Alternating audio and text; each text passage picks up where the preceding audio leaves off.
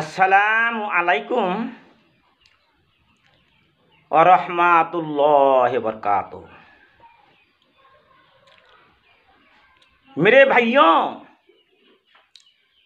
और बहनों, मैं असम का अमीर हमजा हूँ। मैं इस्लामिक भाषा में, इस्लामिक लैंग्वेज में बोल रहा हूँ। तो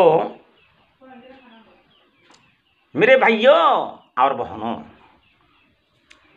আজি যিটো বিষয়ে মই আলোচনা কৰি আছো তাৰ আগতে আমি কি কৰিব লাগিব? সৃষ্টিকৰ্তা শক্তিশালী সেই সৃষ্টিকৰ্তা আল্লাহ তাবাৰক তাআলাৰ প্ৰশংসা কৰিব লাগিব।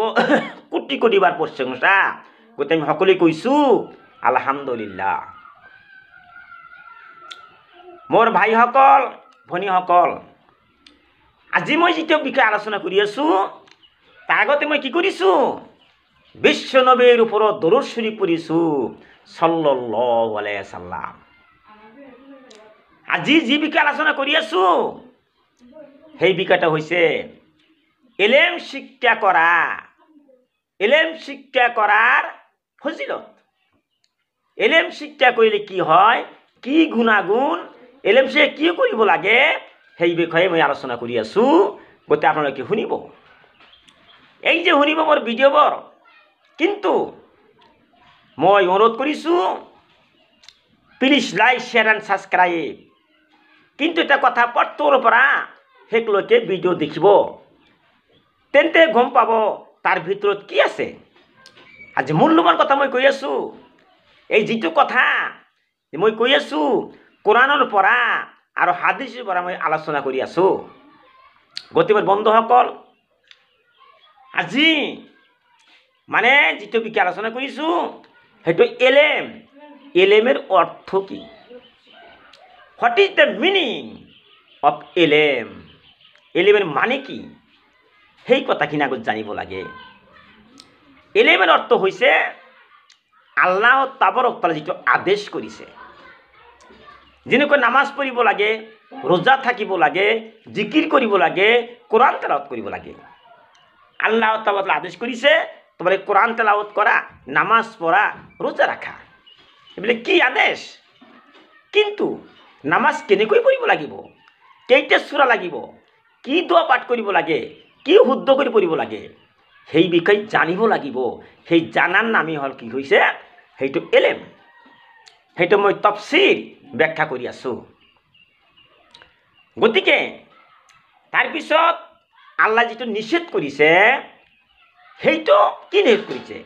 যেনেকুৱা চুৰি নকৰিবা, চুৰি নকৰিবা, জেনা নকৰিবা, সুদ নাখাবা, হা, এনেকুৱা কথা আল্লাহ নিষেধ কৰিছে। আৰু বহুত কথা আছে, সেইটো মইতো আমি ভাষাই প্ৰকাশ কৰিব নোৱাৰো, ইমান কথা আমাৰ আল্লাহ তাআলা কৈছে।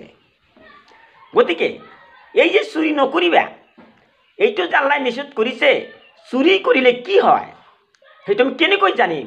সেইটো কোৰআনত দেখিব লাগিব, হাদিছত দেখিব লাগিব, তাফসীৰ পঢ়িব লাগিব। যদি আমি সেইবিলাক নপঢ়ো আমি কেনেকৈ বুজিম চুৰি কৰিলে কি হয়, চুৰি নকৰিলে কি হয়? গতিকে আল্লাহ যিটো নিষেধ কৰিছে সেইটো জানিবলৈ হলে কিতাপ ষ্টাডি কৰিব লাগিব, কোৰআন পঢ়িব লাগিব, বুখাৰী পঢ়িব লাগিব, মুছলিম হাদিছ পঢ়িব লাগিব, সাহাবাসকলৰ জিন্দগী পঢ়িব লাগিব, আৰু যিমান নবীসকল দুনিয়াৰ পৰা গুচি গৈছে তেওঁলোকৰ জীৱনী পঢ়িব লাগিব।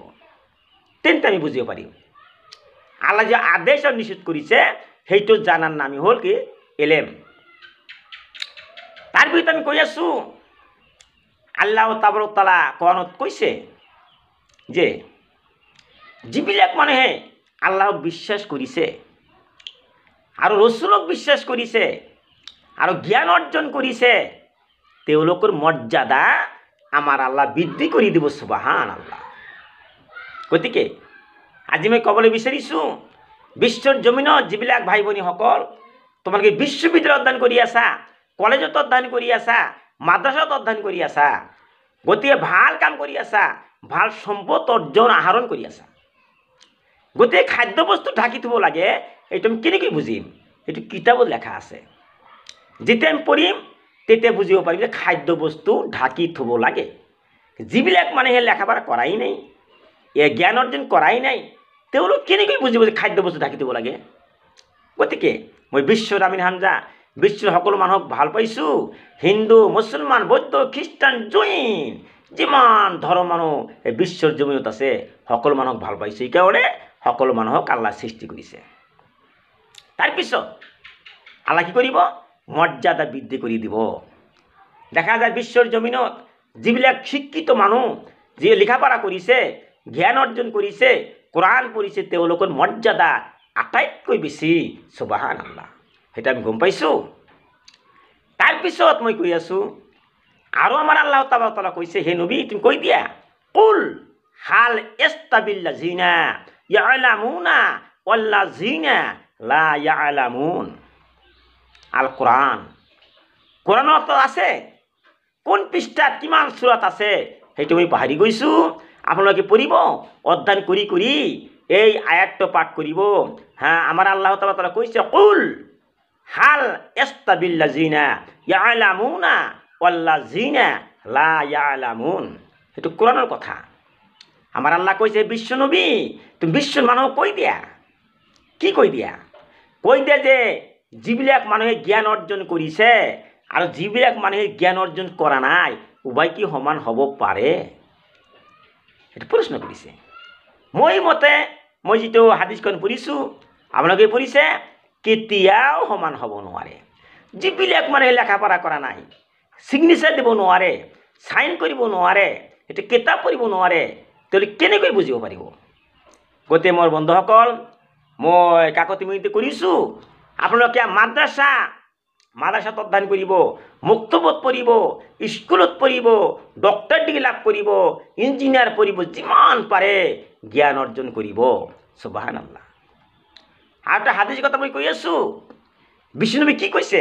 হাদিছটো, তলাবুল ইলমি ফাৰিজাতুন আলা কুল্লি মুছলিমিন ওয়াল মুছলিমা। যে দিন ইলম শিক্ষা কৰা সকলো পুৰুষ আৰু স্ত্ৰীৰ ওপৰত ফৰজ হৈ পৰিছে। বাধ্যতামূলক, ফৰজ হৈ পৰিছে।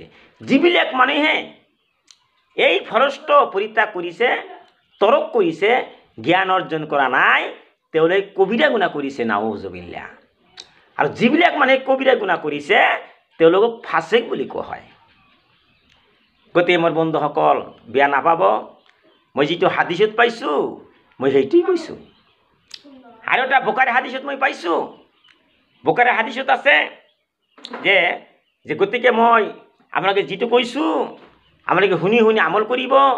আজিৰ পৰা কিয়ামতলৈকে বিশ্বৰ জমিনত সকলো কাণ্ট্ৰি, সকলো দেশত, সকলো ৰাজ্যত, সকলো ঠাইত আপোনালোকে জ্ঞান অৰ্জন কৰিব। সেইটো মই কৈছোঁ। কাৰণ এই যে মই বয়ান কৰি আছোঁ, মই ক'ত শিকিছোঁ, ক'ৰ পৰা শিকিছোঁ? কিতাপ পঢ়ি পঢ়ি ষ্টাডি কৰিছোঁ। তাৰপিছত আপোনালোকক ক'বলৈ মই আশা কৰিছোঁ আৰু ক'বলৈ বিচাৰিছোঁ। যদি আমি কিতাপ নপঢ়িলেহেঁতেন এইবিলাক কথা কেতিয়াও নাপঢ়োহেঁতেন। গতিকে সৰু ল'ৰা ছোৱালী ঘৰত আছে, তেওঁলোকক এলেম শিক্ষা কেনেকৈ কৰিব লাগে সেইটো জনাই দিব লাগিব। পিতা মাতাৰ কৰ্তব্য। এইটো কিছুমান এনেকুৱা মানুহ আছে, পিতা মাতা মৰিলে যে দোৱা কৰিব লাগে সেইটোও নাজানে। যেনেকৈ মই গম পাইছোঁ, নামাজ পঢ়ি পঢ়ি এটা দোৱা কৰিব লাগে, ৰব্বিৰহামহুমা কামা ৰব্বায়ানি সগীৰা। এই দোৱাখিনি, এই আয়াতখিনি ক'ৰ পৰা শিকিব? কোৰআনৰ পৰা শিকিব। সেইটো কি যে সৰু সৰু ল'ৰা ছোৱালীক শিক্ষা দিব লাগিব, সৰুৰ পৰা শিকাব লাগিব। যদি আপোনালোকে সৰু ল'ৰা ছোৱালী নাশিকায়, কেনেকৈ সেই সৰু ল'ৰা ছোৱালী শিক্ষা অৰ্জন কৰিব? গতিকে মই কৈছোঁ, বিশ্বৰ জমিত সকলো মানুহ জ্ঞান অৰ্জন কৰিব তাৰ আশা কৰিছোঁ। এইখিনি কৈ মই বক্তব্য মোৰ অষ্টময় পৰিত্যাগ কৰিলোঁ, সামৰণি মাৰিলোঁ। আখিৰু দাৱানা আনিল হামদুলিল্লাহি ৰাব্বিল আলামিন।